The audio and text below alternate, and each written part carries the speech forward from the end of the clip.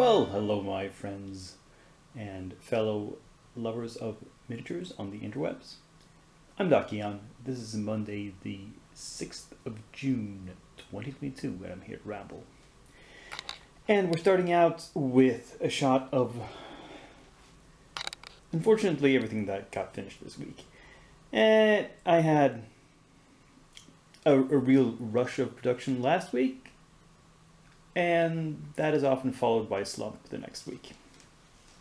So I painted these four, and it's difficult to get good lighting right now, but you'll see them in the light box at the end. It's for Reaper miniatures, 2 bones. This is a metal, this is a newer bones, this is an old bones, and this is metal. And they turned out okay. No big deal. And I don't really have any explanation for why painting was so slow this week. Well, I was pretty busy at work, but I don't know if that's going to be slowing down. This coming week is probably pretty busy too. Maybe I don't need to add many projects to my pile. We'll see.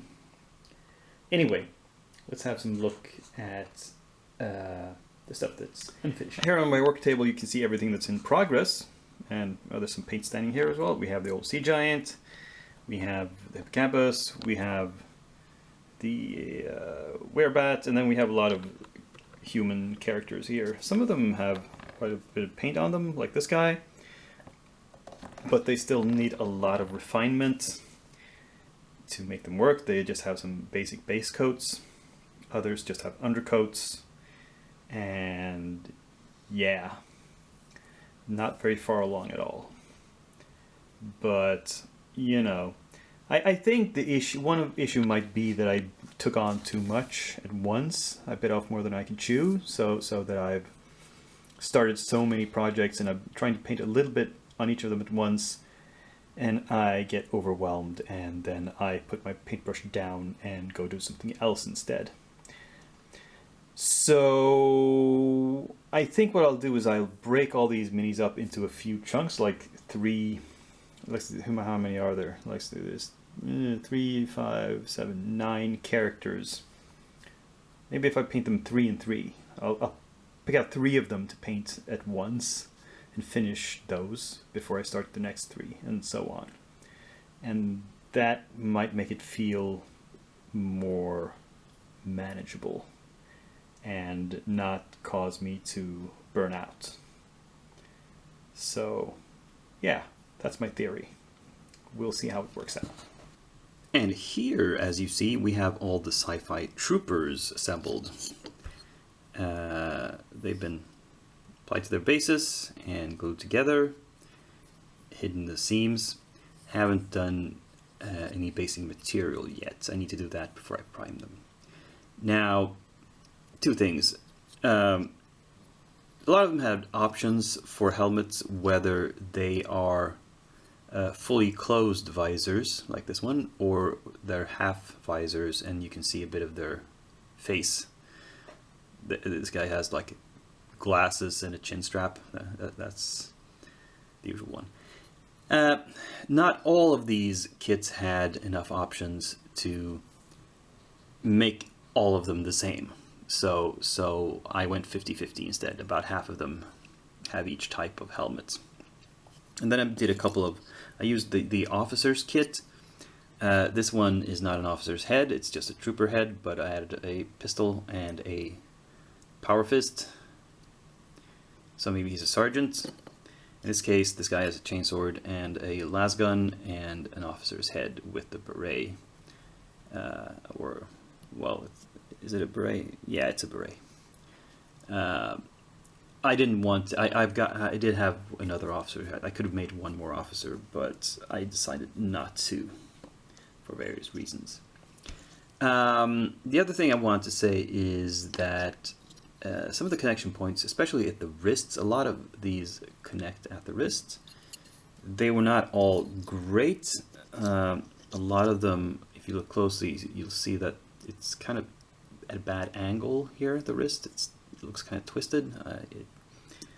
I don't know why it's like that, and there were sometimes gaps, but I've tried to hide it with a lot of super glue and plastic putty, so you won't notice that there's anything wrong. Here, by the way, is all the bits I have left over. Heads and arms and weapons. Of course, this will go in my bits box and never be used for anything at all.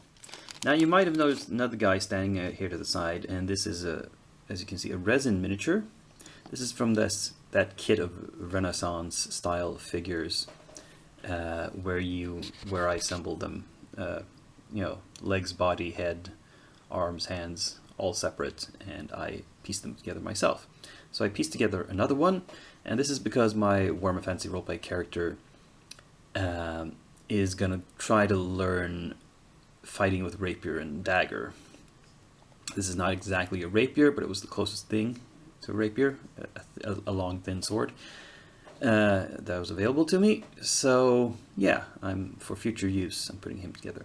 He also has another option where he is dressed in full chainmail and a helm and using a big shield and his mace. But I'm gonna use a normal knight figure for that. I've ordered one from Reaper. Actually, I placed an order this month of June, as I'm gonna paint that up for his war gear. This is more street fighting gear with just like a padded jack and rapier and dagger, as I said.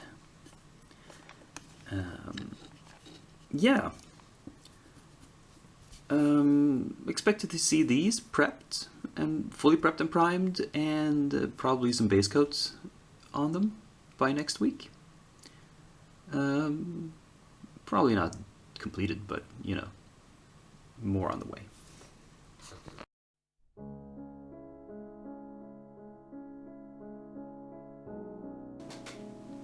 Yeah, I got another box in the mail.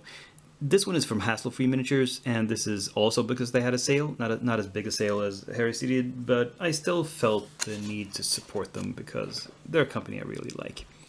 Now, these are mostly two groups of minis. One is the Scooby-Doo gang.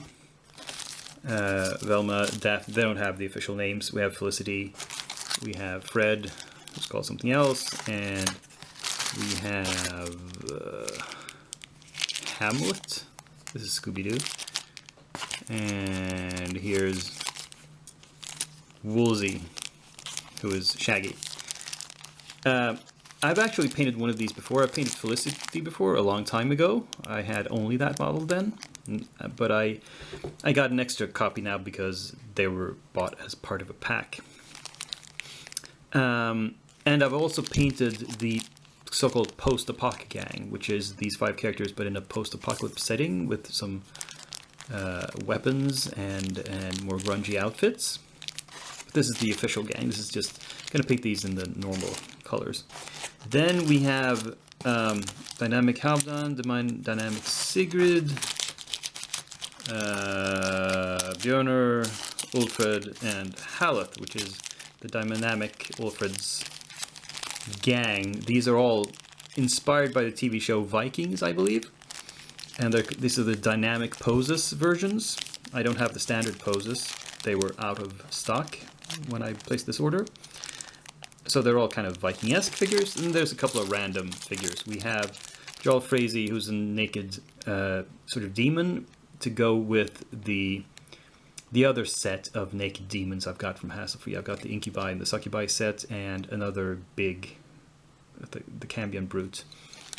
And yeah, this is simply to finish that collection. And then we have a random modern human with some sort of psychic powers, perhaps. She's called Pulse, and she's holding her hands to her head. So I think it means she's psychic somehow. I just got her because I think she's cool. Now, because I have so many projects in the works already, I don't really know if I need to start any of these. But I'll have these on tap and start prepping them as needed. when I feel if I get a lot of stuff done in the next few days. We'll see. Maybe I get a spurt of creativity. Then I'll start prepping some of these for next week. If not, I'll leave them alone for the time being. But I will paint these before my older hassle-free minis because of this new idea I have of trying to paint stuff that I get as soon as I get it, or as soon after I get it as possible. So these might be prioritized. I might wait with the Scooby Gang. We'll see. Yeah, so that's this episode. A lot of unknowns. I'm going to leave you with a big question mark for next week. But, you know, the slump can't last forever because, as I think I mentioned, there's only 2 weeks left of work. Unfortunately, those 2 weeks, a lot of my evenings are spoken for with various events and parties and whatnot. So that will cut into my painting time. But after those 2 weeks are over, it's time for summer vacation, and then I can paint to my heart's content. So look forward to that, at least. But anyway, this episode is now over. Give me a thumbs up, subscribe if you haven't done so, comment, of course. And I'll see you a week from now. Same channel, same day of the week, same Docky Young. But for now, I'm signing off.